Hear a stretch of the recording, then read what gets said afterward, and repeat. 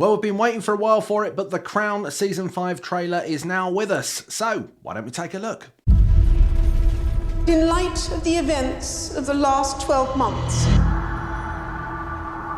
perhaps I have more to reflect on than most. Hello and welcome to Screen OD, the channel for people who love TV, movies and streaming. My name is Tim. I'm an editor and a journalist who's been writing and talking about the entertainment industry for more than 15 years. Now, it's not quite been 15 years since the last season of The Crown, but it does feel like it's been quite a while. And here we are with the Season 5 trailer. It has finally been released, and the much anticipated series from Peter Morgan that's been a global hit for Netflix since it first started in 2016 is into one of its resets. Now, if you don't know, every 2 seasons on The Crown, they change everyone in the cast. The Queen changes, the Duke of Edinburgh changes. Now we're seeing people like Prince Charles change, who's now King Charles, of course, but he's not King Charles in this.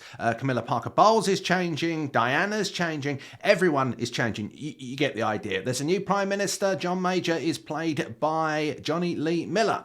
And we start the trailer by seeing the Queen standing, watching Windsor Castle ablaze, and then standing in the ashes of that castle. Now, anyone who's a history buff will know that that dates the beginning of this trailer to 1992. The royal family is in genuine crisis. Have royal scandals damaged the country's reputation? The House of Windsor should be binding the nation together, setting an example of idealized family life. It's a situation that cannot help but affect the stability of the country.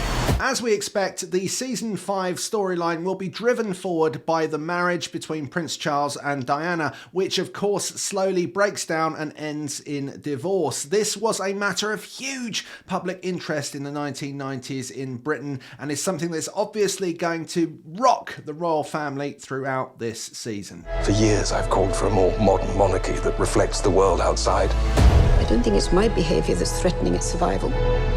You, as future king, have a duty. Now, it looks like we're also going to see an exploration of the relationship between the Queen and Prince Charles at a time when this was all going on. This was an incredibly tumultuous time for the royal family. And of course, this is a drama inspired by true events. So what really went on behind closed doors, none of us will ever know. But this looks like we're going to see quite a lot of interesting interplay between the royals during this season. Of course, we've got a new Queen in Imelda Staunton, who's taken over the role from Olivia Colman, and of course we also have a new Prince Charles here in Dominic West. So as is the case with The Crown, every 2 seasons the major characters have reset.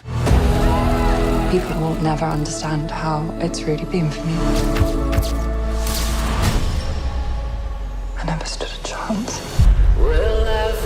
Now, you don't have to be a historian to know that Princess Diana is absolutely a pivotal part of the royal family's story in the 1990s, both as part of the marriage to Prince Charles, but then also subsequently after the marriage, the divorce, the interviews, the relationships, all of this stuff becomes incredibly important in the story of The Crown, and is clearly going to be important in this series. Now, it's great to see Elizabeth Debicki here on screen as Princess Diana, and it looks from our first glances of her here and our first exchanges that we see with her on screen that she is going to do a tremendous job of taking this character and bringing it to the screen. She's at breaking point because of the way she feels she's been treated. They see her as a threat.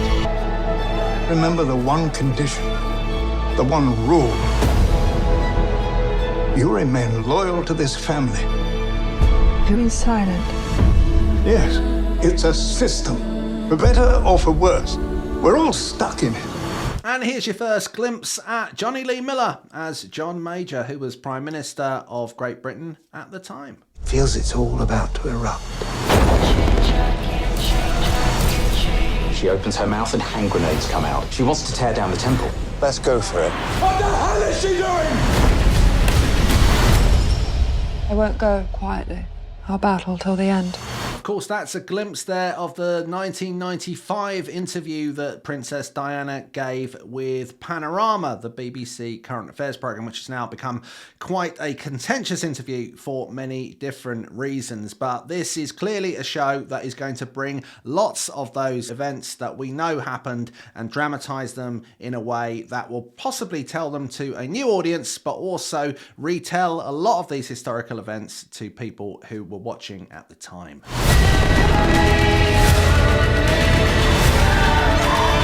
Our glories belong to the past. And the world will move on. And we'll be left with nothing.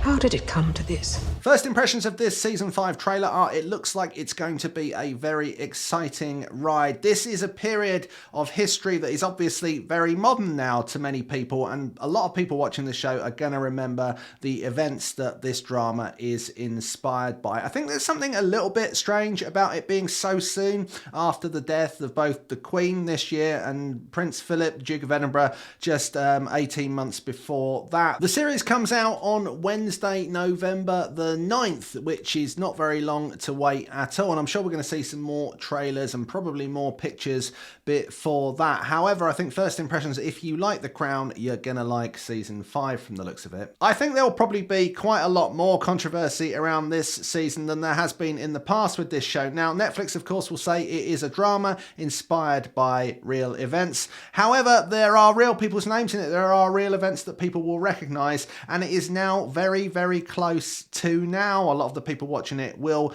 remember these events as if they are yesterday, and there are people involved in this series in very prominent ways, of course, who are still alive, and that will, of course, cause controversy.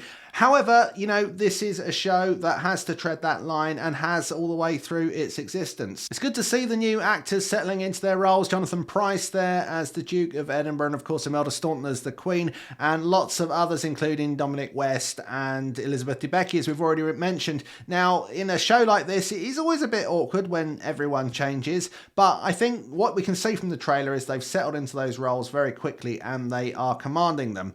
What did you think of the trailer? Leave in the comments below what you think of The Crown Season 5, what you've seen of it so far. We'll have a full review of the show just as soon as we have seen it. And the whole of The Crown Season 5 will be available to watch wherever you live in the world from Wednesday, November the 9th, 2022. We'll see you again for more Screen OD videos very soon.